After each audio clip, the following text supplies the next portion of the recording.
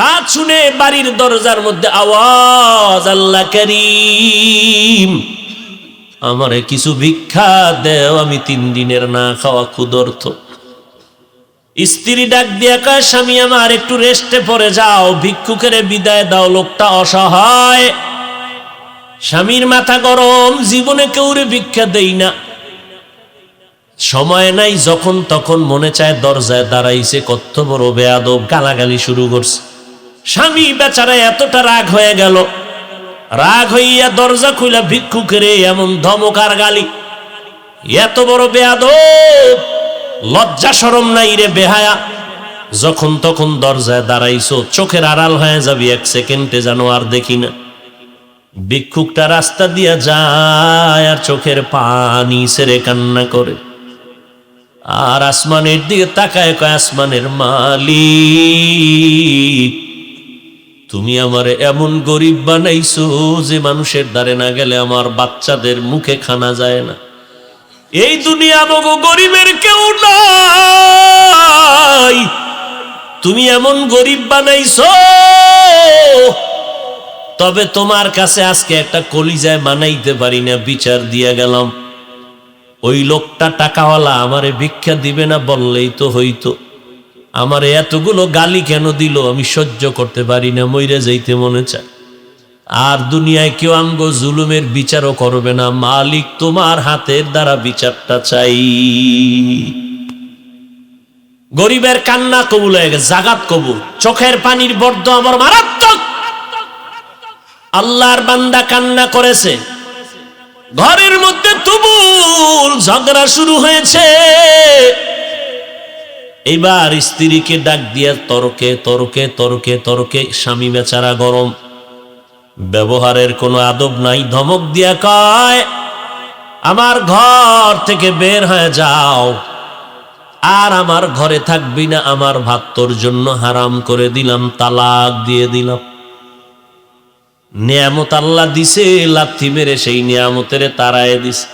আমার আল্লাহর ওয়াদা, ওয়ালা ইন কাফারতুম ইন্না আযাবি লাশাদীদ, গাদ্দারি করবি, কঠিন শাস্তির মুখে পড়তে হবে। কপাল থেকে নেককারিনী মহিলা তালাক দিয়ে দিল, কপাল খারাপ। অনেক মানুষ গ্রামে কয় সুখে থাকতে, বড় কঠিন। আল্লাহ শান্তি দেয়, মানুষ লাথি মাইরা তাড়ায় দেয়, শান্তি লাগে না। আল্লাহর বান্দি চোখের পানি ছেড়ে কান্না শুরু করলেন, কারণ জাতের মাইয়া যারা, জাতের অজাতের না, জাতের যারা মাইয়া, এরা টাকার দিকে তাকায় না, সম্মান আর ইজ্জতের দিকে বড় নজর করে। আমি জাতের মেয়ে, জীবনে কলঙ্ক আসবে কেন, স্বামী খারাপ পাই ভালো পাই, জীবনে আমার স্বামী হবে একজন আর কেউ না।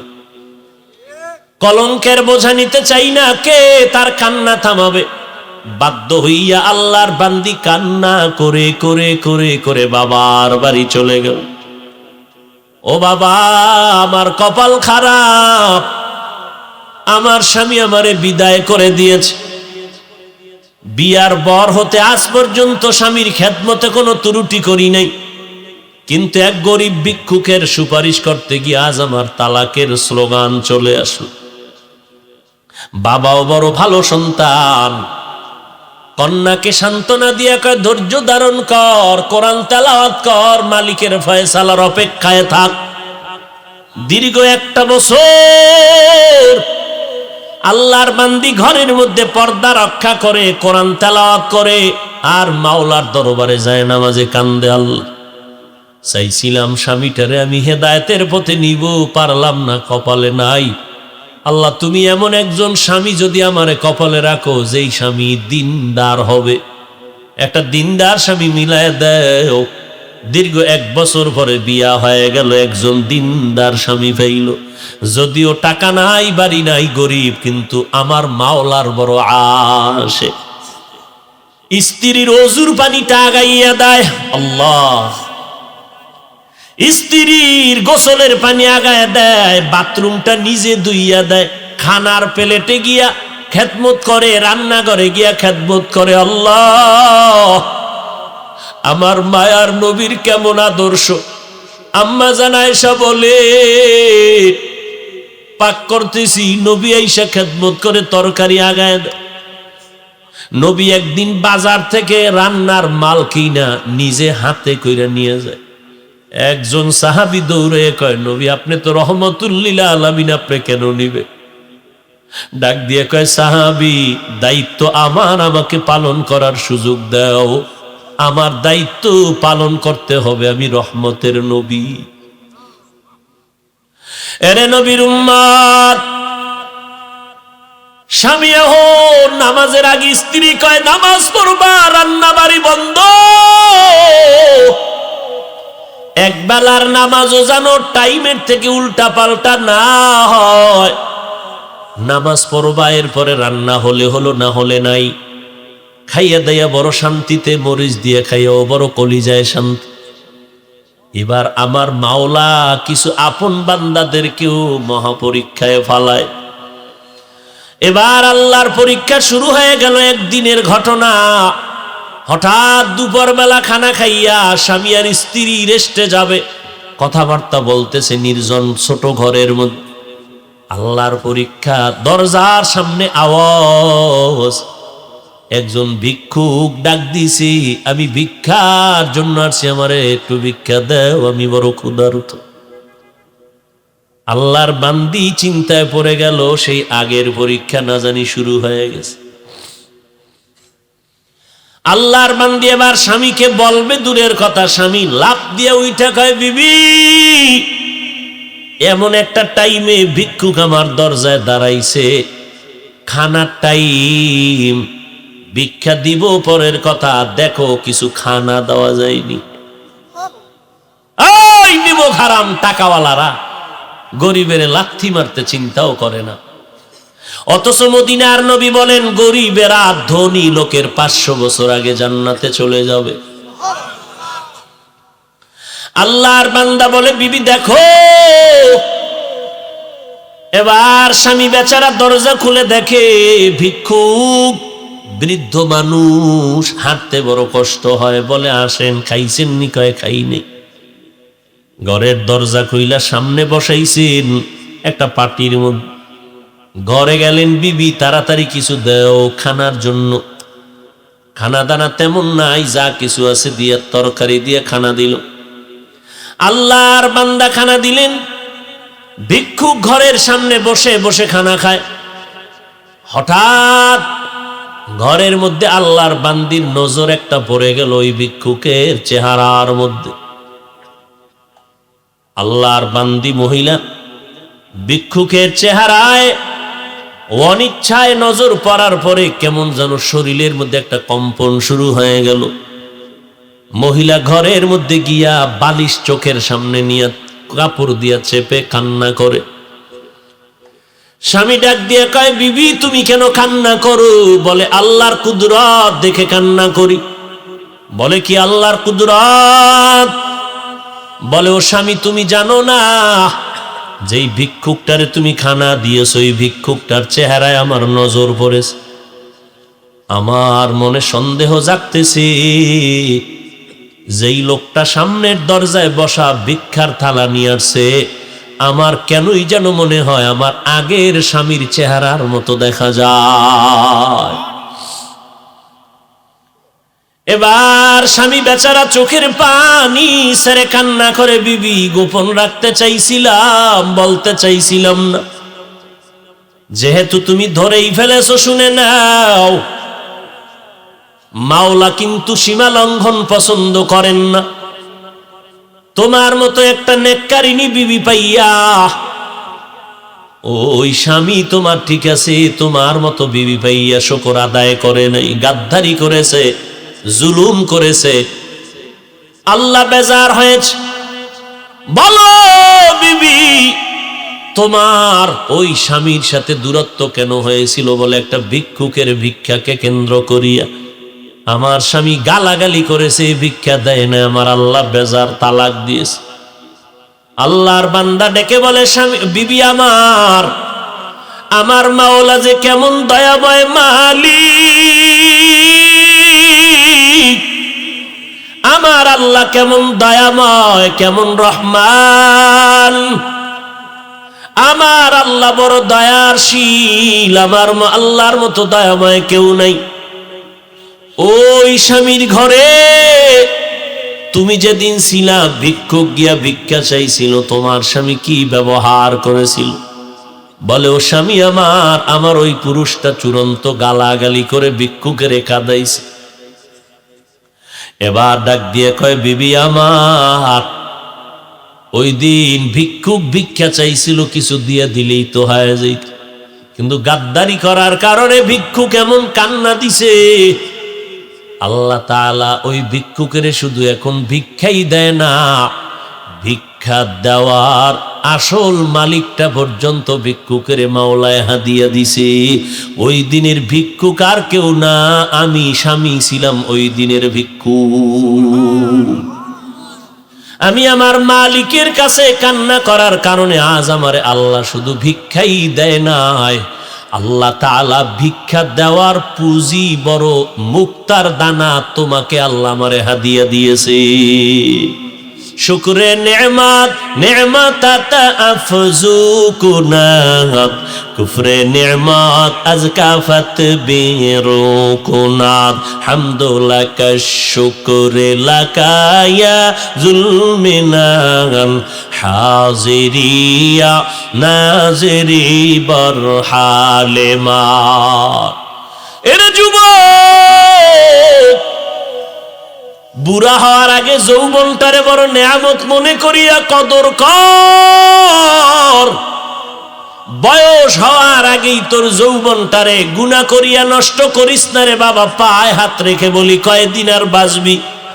এই চিত্রাং নামের মহামারীতে যুবক মরিয়া গেল, গাছ পড়লো ঘরের উপরে, যুবকও মারা গেল, স্ত্রীও মারা গেল, কন্যাও মারা গেল। কয়দিন আর বাঁচবি রে যুবক? আজকে থেকে তওবা কর। আমার আল্লাহ শক্তি দিছে, শক্তিটারে দিনের কাজে লাগাও। আমি বলি না তুমি মাদ্রাসায় আসো, টুপি পরো, পাগড়ি পরো, আমগো মতো হুজুর হয়ে যাও, না, একবারও না। স্কুলে পড়ো আলহামদুলিল্লাহ, কলেজে পড়ো আলহামদুলিল্লাহ, চাকরি করো, ব্যবসা করো আলহামদুলিল্লাহ। তবে আমার মাওলার সাথে এতদিন যে গুনাহ করছো, আমার মাওলার থেকে দূরে সরছো, গাদ্দারি করছো, গুনাহ কইরা কইরা নেয়ামতের ঘুমটাকে নষ্ট করে, চেহারা নষ্ট করে ফেলছো। আজকে থেকে তওবা করে নেও, মা বাবার দোয়া নিয়ে চলবা, 5 বেলার নামাজ ছাড়বা না। তোমার মতো যুবক স্কুল কলেজে পড়ে, 5 বেলার নামাজি অভাব নাই, তুমি কেন পারবা না? তোমার মতো বান্দা কৃষি কাজ করে, নামাজ ছাড়ে না, ড্রাইভারি করে, নামাজ বাদ দেয় না, তুমি কেন পারো না রে বাবা? আল্লাহর ধরাটাকে তুমি স্বাভাবিক মনে করছো, আল্লাহর কোরআনটাকে মিথ্যা মনে করেছো। আমার আল্লাহর ধরা বড় কঠিন, আমার আল্লাহর কথা সত্য, সব কোরআনে বয়ান আছে। কি অন্যায় করলে কি শাস্তি হবে আল্লাহ সব বলে দিয়েছেন। আজকে তুমি বাহাদুরের মতো চলো না, যেদিন সাদা কাপড়ে ডুববা সব বাহাদুরি বন্ধ হয়ে যাবে। অন্ধকার কবরে গেলে ওই সময় বুঝবা অন্যায় করার কেমন স্বাদ। অতএব আল্লাহর কোরআন সত্য মনে করিয়া, নবীর কথা সত্য মনে করে, ওলামায়ে কেরামের কথা সত্য মনে করিয়া আল্লাহর কাছে তওবা করে নাও।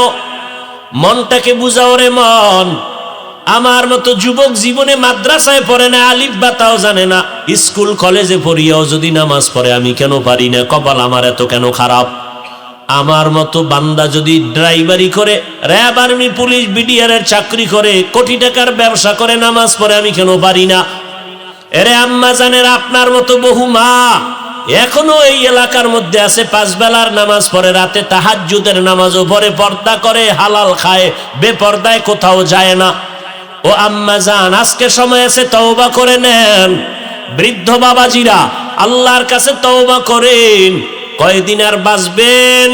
মরণের আগে তওবা করে নেন। আজকে থেকে নামাজ ছাড়বেন না, বেপর্দায় চলবেন না, দাড়ি কাটবেন না, জবানের দ্বারা গীবত, শিকায়াত, গালাগালি করে গুনাহগার হবেন না, হাতের দ্বারা জুলুম করবেন না, মা বাবার দোয়া নিয়ে, ওলামায়ে কেরামের পরামর্শ নিয়ে আমল করবেন, 5 বেলার নামাজ পড়বেন। গলায় ছুরি আসলে মরে যাব, তারপরও নামাজ ছাড়ব না। তবে সবার কপালে তওবা নসিব হবে না। আমার নবীকে 13 বছর দেখলো, বয়ান শুনলো, তারপর আবু জাহাল কালেমা পড়ে নাই।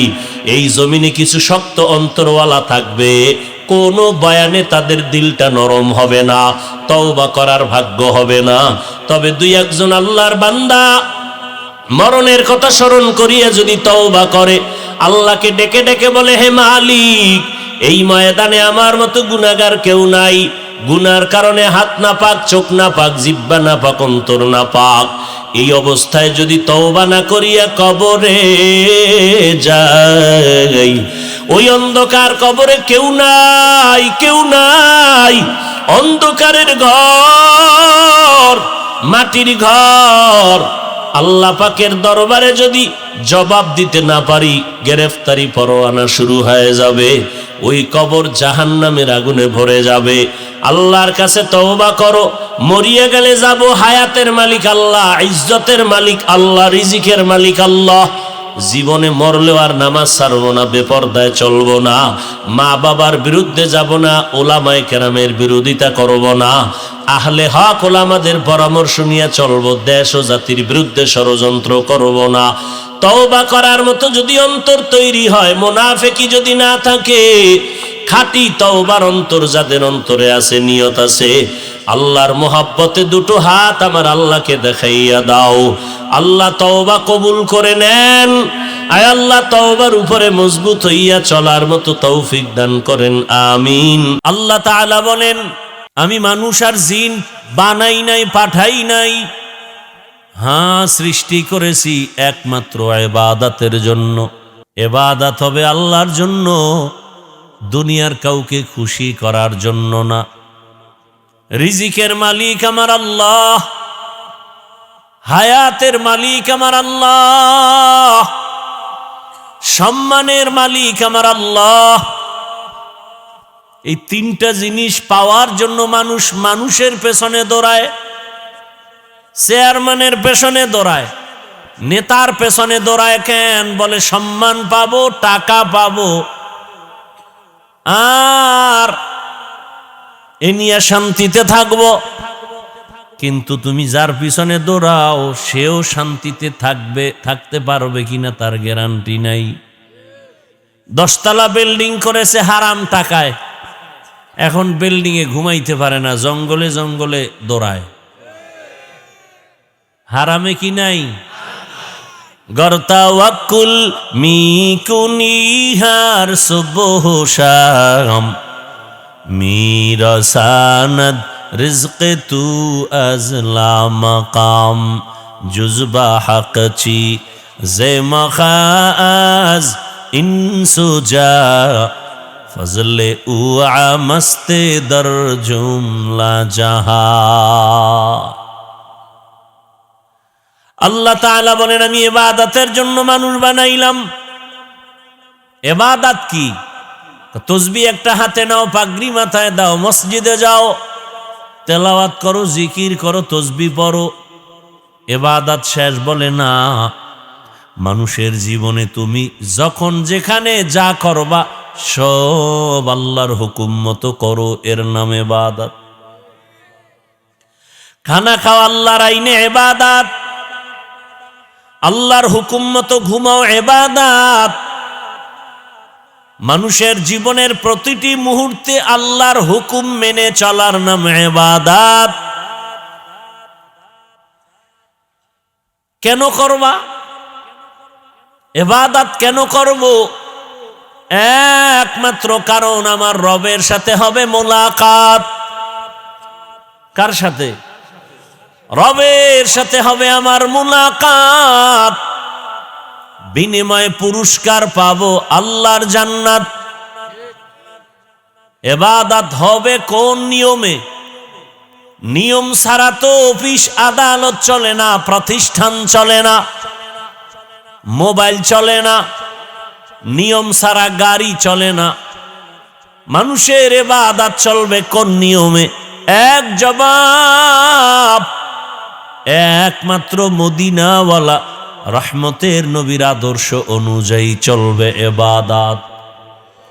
রহমতের নবীর আদর্শ মেনে চাকরি করো ইবাদত, নবীজির আদর্শ মেনে ঘুমাও ইবাদত, নবীজির আদর্শ মেনে হাসি দাও ইবাদত, নবীর আদর্শ মেনে কান্না করো ইবাদত, নবীর আদর্শ মেনে তুমি দোকান চালাও ইবাদত, নবীর আদর্শ মেনে রাষ্ট্র চালাও ইবাদত, নবীর আদর্শ মেনে পরিবার চালাও ইবাদত, নবীজির আদর্শ মেনে তুমি সংসদ চালাও ইবাদত।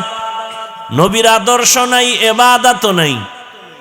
আর অন্যের আদর্শ মানা যাবে না, কারণ দুনিয়ার সব আদর্শ নাপাক, একমাত্র রহমতের নবীর আদর্শ পাক। কি ভাই, এখান থেকে একজন লোক দাঁড়াইয়া যদি বলতে পারো হাফিজ ভাই, মদিনার নবীর আদর্শ থেকে আরো সুন্দর আদর্শ শেখ মুজিবুর রহমানেরটা, আমি হাফিজুর রহমান ওয়াদা করলাম আমি নবীরটা বাদ দিয়া শেখ সাহেবেরটা নিব। যদি কেউ বলতে পারো নবীজির আদর্শ থেকে জিয়াউর রহমান সাহেবের আদর্শ আরো ভালো, আমি নবীরটা বাদ দিয়া জিয়াউর রহমান সাহেবেরটা নিব। নবীজির আদর্শ বাদ দিয়া যদি বলো এরশাদের আদর্শ ভালো, আমি এরশাদের আদর্শ মেনে চলবো। কিন্তু না, দুনিয়াতে তাকায়া দেখলাম সব আদর্শগুলো নাপাক, রহমতের নবীর আদর্শই হলো পাক। নবীজির আদর্শ কি? দুইজনে একসাথে দেখা হলে কি দাও? সালাম মানে কি? শান্তি। সালাম মানে কি? এ ধর্মে কোনো অশান্তি নাই। হুজুরেরা অশান্তিতে কেন? নবীর আদর্শ পূর্ণ মানি না, জাহিরি ভাবে মানি, ভিতরে ভিতরে গুনাহ করি, ওয়াদা ঠিক নাই, লেনদেন ঠিক নাই, নামাজ ঠিক নাই। মানুষের সামনে নামাজ আদায় করি 4 রাকাত নামাজে 5 মিনিট, একা একা যখন নামাজ আদায় করি জোহরের নামাজ 10 রাকাতে মাত্র 3 মিনিট। তাহলে এই নামাজ তো মানুষকে দেখাবার জন্য, আল্লাহর জন্য ইবাদত করি না। রহমতের নবীর আদর্শ, বড়রা ছোটদেরকে মোহাব্বতের নজরে দেখো, ও ছোটরা বড়দেরকে সম্মানের নজরে দেখো। দুনিয়ার সব বড়রা ছোটদেরকে যদি মায়ার নজরে দেখে, কোনোদিন ছোটদের উপরে বড়রা জুলুম করবে না। ছোটরা যদি বড়দের সম্মানের নজরে দেখেন, কোনোদিন ছোটরা বড়দের সাথে বেয়াদবি করবে না।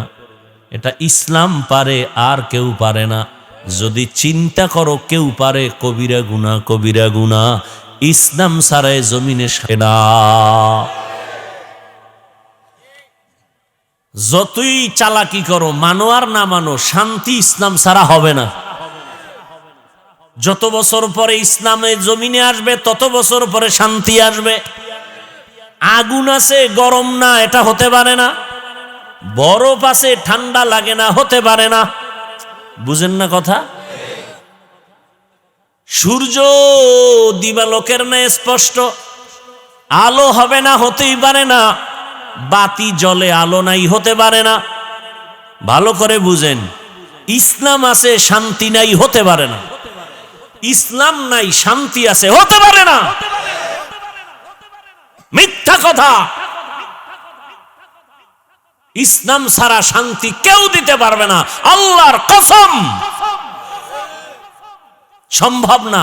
বিশ্বাস করলে ঈমান চলে যাবে।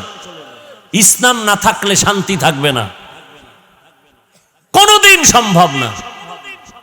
এতগুলো মানুষ, আপনাদের এলাকার কোনো টাকাওয়ালা বাহাদুর এক জায়গায় জমা করতে যদি চাইতো, তাহলে গাড়ি দেওয়া লাগতো ফ্রি, বসার জন্য ভিআইপি চেয়ার, এই 3rd ক্লাসের বিছানা, এরপরে ফাঁকে ফাঁকে নাস্তা, দেরি হলে চেয়ারের বাড়ি। আবার এতগুলো মানুষ নিয়ন্ত্রণের জন্য কত পুলিশ। আর তাকাইয়া দেখো, এতগুলো মানুষ এখানে আসছে, কোনো ভাড়া দেয় নাই। ঠান্ডার ভেতরে মাটির মধ্যে 3rd ক্লাসের বিছানায় বসছে, অন্তরে কষ্ট নাই, নাস্তারও চিন্তা নাই, খাওয়ানোরও চিন্তা নাই, নিয়ন্ত্রণের জন্য কোনো পুলিশ নাই, সব ঠান্ডা মেজাজে সব বসে আছে, কোনো আওয়াজ নাই। এটা কেমনে সম্ভব? নগদ প্রমাণ, এটা ইসলাম মানলেই সম্ভব। এর নাম ইসলাম। আপনি ইসলাম মানেন আর না মানেন, এটা কপালে লেখেন। ইসলাম না আসলে শান্তি আসবে না, কখনো না, সম্ভব না, সম্ভব কোনদিন সম্ভব না। আল্লাহ হেদায়েত দান করুন। ভাইরা আমার, আল্লাহ বলেন আমি ইবাদতের জন্য মানুষ বানাইলাম। আমি আল্লাহকে বেজার করা যাবে না কেন? কারণ আমার আল্লাহর মতো দয়াময় কেউ নাই, আল্লাহর মতো নিঃস্বার্থ আদরওয়ালা কেউ নাই, আল্লাহর মতো সম্মান দেওয়ার আর কেউ নাই, সব ভণ্ড। আল্লাহর মতো হায়াত দেওয়ার কেউ নাই, আমার আল্লাহর মতো রিজিক দেনেওয়ালা কেউ নাই। দুনিয়ার কেউ রিজিক দিতে পারে না। দুনিয়াওয়ালারা দিব দিব বলে দরজা লক দেয় না, আবার অল্প কিছু দিয়া দোকানে দোকানে খোটা দেয়। দিছে 5,000, খোটা দেয় 50,000 টাকার। আর আমার আল্লাহ কেমন দেয়? কয় আমার দরজা অল টাইম খোলা, রাতে যদি ডাক দাও আল্লাহ আমি হাজির। সমুদ্রে গিয়া যদি ডাক দাও ইয়া রব, আল্লাহ বলেন আমি হাজির। আমাকে যদি কোনো বেঈমান কাফেরেরাও ডাক দেয় আমি হাজির। এক মূর্তি পূজারী মূর্তি সামনে নিয়া নিয়া ডেইলি খালি ডাকে সানাম সানাম সানাম। হঠাৎ কোনো আওয়াজ আসে না, অজান্তে জবান থেকে আওয়াজ এসে গেল সমাদ, আল্লাহুস সমাদ। সাথে সাথে আওয়াজ লাব্বাইকা ইয়া আবদি।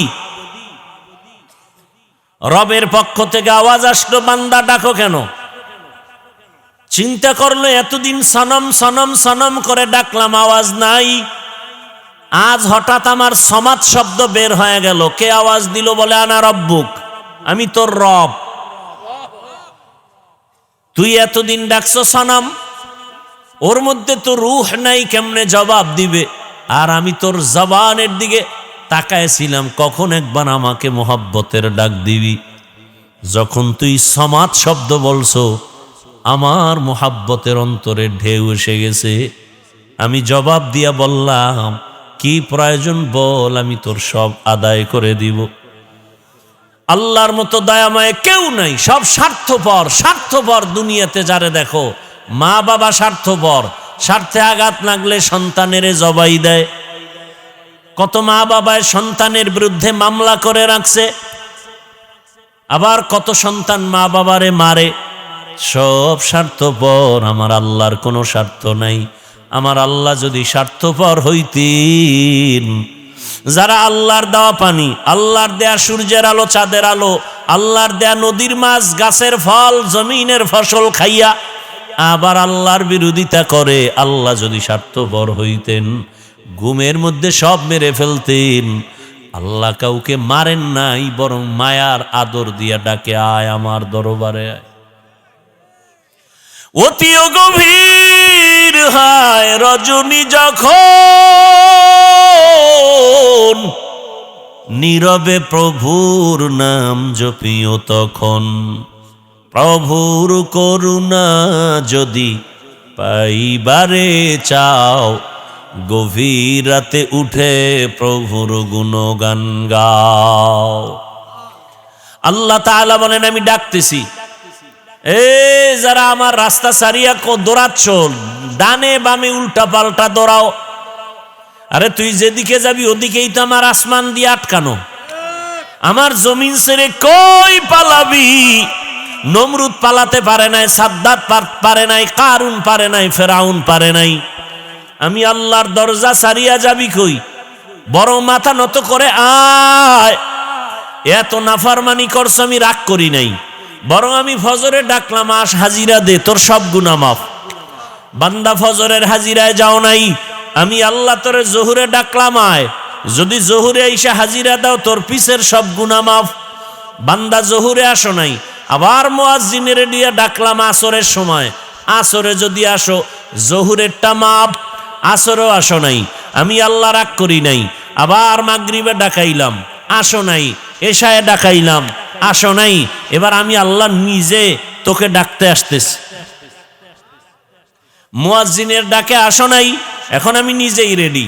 মানুষ যখন ঘুমায় গেছে নীরব, গাছ পশু পাখি সব ঘুমায়, জমিন ঠান্ডা, নদীর মাছ ঘুমায়, ঠিক এই টাইমে আমি হাজির হচ্ছি তোকে ডাকার জন্য। প্রথম আসমানে, আলা মিন মুস্তাগফিরিন ফাগফির আলা, কে গুনাহ করেছো কত বছর লাগায়া? কয় আল্লাহ আমি 30 40 50 70 বছর গুনাহ করে বিশাল একটা পাহাড় বানাইছি।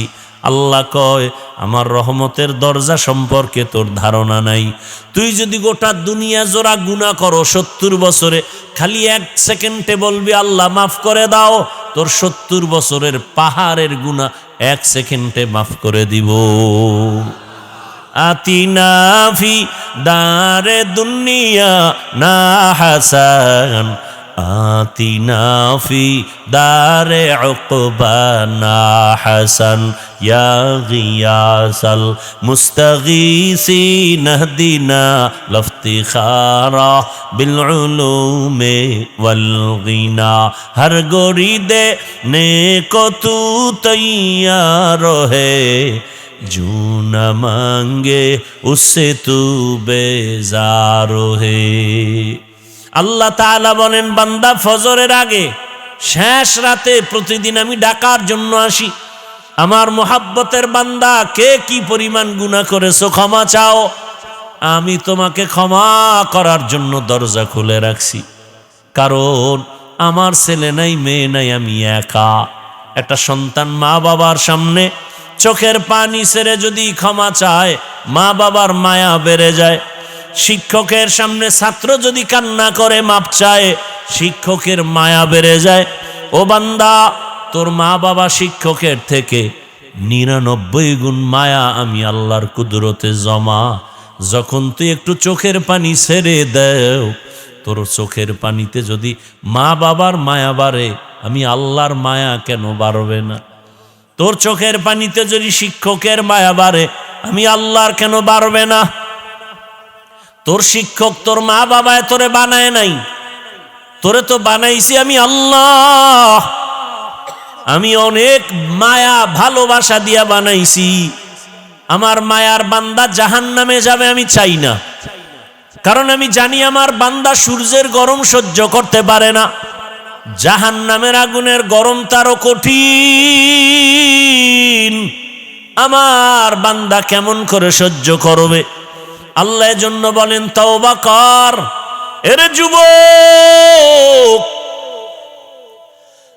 তোমার মতো যুবক তাকায়া দেখো, জীবনে মাদ্রাসায় পড়ে না, আলিফ বা তা পড়ে নাই, জেনারেল লাইনে পড়িয়াও কত যুবক রাস্তায় গাড়ি চালায়, নামাজ ছাড়ে না। তুমি পারো না কেন? তোমার মতো যুবক নদীর মধ্যে মাছ ধরে নামাজ পড়ে, তুমি পারো না কেন? জমিনে কৃষি কাজ করে যুবক নামাজ পড়ে, তুমি কেন পারো না? তোমার মতো যুবক তাকায় দেখো, র্যাব, আর্মি, পুলিশ, বিডিআরের চাকরি করে দাড়িওয়ালা নামাজি নাই? তোমার কপাল কেন খারাপ? তুমি কেন পারো না? ওসি, ডিসি, এসপি নামাজি দাড়িওয়ালা, ডাক্তার, প্রফেসর, ইঞ্জিনিয়ার দাড়িওয়ালা নামাজি, তুমি কেন পারো না? এক ডাক্তার জাকির নায়েক, গোটা দুনিয়ার মানুষ তাকে চিনে জানে, টাকার গরমে, ক্ষমতার গরমে, একমাত্র সুন্দর আদর্শ নৈতিক চরিত্রের কারণে। অযুবক, তোমাকে ডাক্তার হতে নিষেধ নাই, তবে আল্লাহর গোলাম হও। তুমি ইঞ্জিনিয়ার হও, বাধা নাই, তবে বেয়াদব হইও না। তুমি প্রফেসর হও, বেয়াদব হইও না। তুমি ওসি, ডিসি, এসপি হও, চাকরি করো, ব্যবসা করো, বাধা নাই, তবে অমানুষ হইও না। মানুষ হইও। তোমার রক্ত কেন এখনো গরম হয় না? তোমার লাইনের যুবকটা রক্ত জমিনে ফালাইয়া গোটা দুনিয়াটাকে জাগরণ তৈরি করে বলে গেল টাকায় পশু বিক্রি হয়। ওয়া মানুষ বিক্রি হয়, আমি হাদি টাকায় বিক্রি হই না।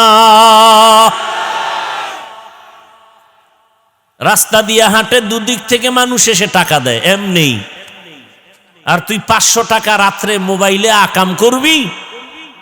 এমবি নাই, সেই এমবির টাকা চুরি করতে মায়ের ঘরে ঢুকছো, মানি ব্যাগ ধরছো, বাবার টাকা চুরি করো। তোর চরিত্র তো খারাপ কেন?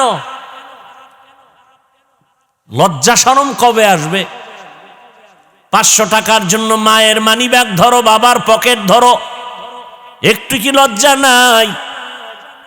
ওই ছেলের মতো ঘুরে দাঁড়া। আজকে 500 টাকার জন্য পেরেশানি করো। আরে চরিত্রটা ঠিক রেখে 3 জায়গার দোয়া নিয়া ডাক্তার হ। 2 হাত দিয়া টাকা এমন পরিমাণ নিবি, নিয়া শেষ করতে পারবি না। হালাল টাকা। মাত্র 60টা বছর মোবাইল পানিতে ফেলে রেডিও। চরিত্র ঠিক, 3 জায়গার দোয়া ঠিক, তুই ইঞ্জিনিয়ার হলেও গোটা দুনিয়াতে সম্মান। টাকা আসবে হালাল ভাবে, 2 হাত দিয়া নিয়েও শেষ করতে পারবি না। আর চরিত্র যদি খারাপ করো, তাহলে চাক্কার তলে মাথা ঢুকবে, তোর মা বাবার থেকে বিদায় নিতেও পারবি না। ঘরে পশুর মতো পঙ্গু হয়ে কাঁদবি, বিছানায় পাও পচতে থাকবে, কিডনি ধ্বংস হয়ে যাবে, ক্যান্সার হবে। যদি মানুষের কাঁদাও, কম কাঁদাও না রে যুবক, তোর ব্যবহারের কারণে মা বাবা কষ্টে আছে। তুই কত খারাপ! তোর ব্যবহারের কারণে শিক্ষক কষ্ট পায়। এই কথাগুলো মা বাবা তোকে বলে না কেন? তুই মারবি, তুই এত বড় বেয়াদব। মা ভয় পায় তোকে, আবার গর্ব করে কিছু বেয়াদব, কয় আমার আম্মু না অনেক ভয় পায়। মা বাপ সন্তানকে ভয় পাওয়ার কথা, বরং ভালোবেসে কপালে চুমা দিবে। তোকে ভয় পায় কেন? তুই চূড়ান্ত চরিত্রহীন বেয়াদব। একটা শিক্ষক ছাত্রকে ভয় পায় কেন? ওই ছাত্র যদি হয় চরিত্রহীন আর বেয়াদব, ওই সন্তানটাকে শিক্ষক ভয় পায়। নম্র ভদ্র চরিত্রবানকে কেউ ভয় পায় না। অনুরোধ করে বলছি রে বাবা, আল্লাহর কাছে তওবা করো মনে মনে।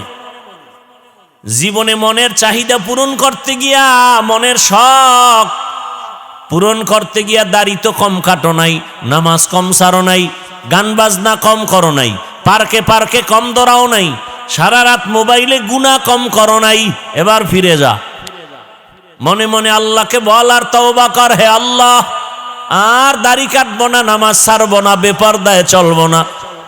3 জায়গার দোয়া নিয়ে চলবা। দোয়া নিলে তুমি হিরো, দোয়া না নিলে মরার আগে পঙ্গু। লিখে রাখ, 1 নম্বরে মা বাবার দোয়া, 2 তোমার শিক্ষকের দোয়া, 3 উলামায়ে কেরামের দোয়া।